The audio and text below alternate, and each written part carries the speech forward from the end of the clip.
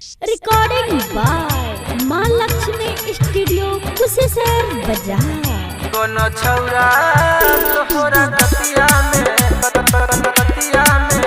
पूरा रतिया बितलक गे। डीजे बिट्टू बाबू कोनो छौरा तोहरा कतिया में पूरा रतिया बितलक गे। कोनो छौरा तोहरा कतिया में पूरा रतिया बितलक गे।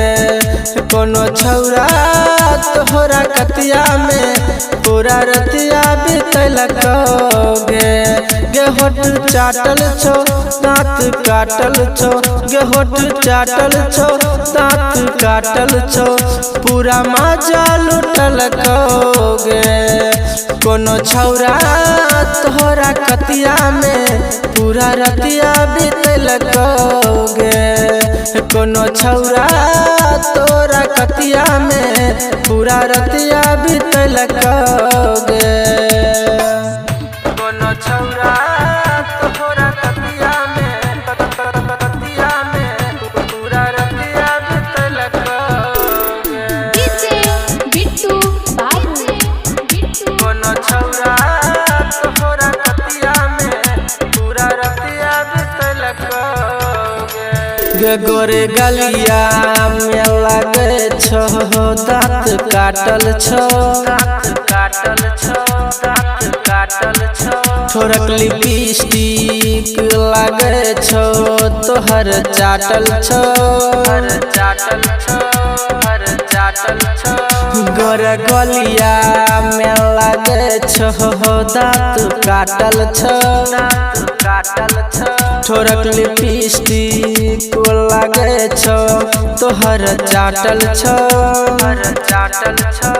तोरा बगल में जाके कोनो मजा लुटलक गे।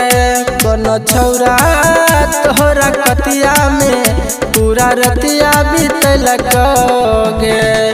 कोनो छौरा तोहरा कतिया में पूरा रतिया बितलक गे। कोनो छौरा तोहरा कतिया में पूरा रतिया बितलक गे। कोनो छौरा तोहरा कतिया में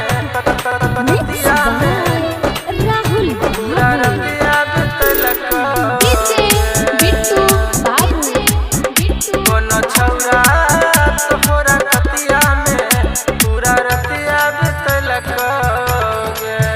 तोहर चढ़ल छौ जवानी रस भरल गे, रस भरल गे, रस भरल गे। राहुलवा रात देखो लेलको चढ़ल में, चढ़ल में, चढ़ल में। तोहर चढ़ल छौ जवानी रस भरल गे, रस भरल गे। राहुलवा रात देखो लेलको चढ़ल में, चढ़ल में। राज बोले राज सब बात जानलक गे। कोनो छौरा तोहरा कतिया में पूरा रतिया बितलक गे। कोनो छौरा तोहरा कतिया में पूरा रतिया बितलक गे।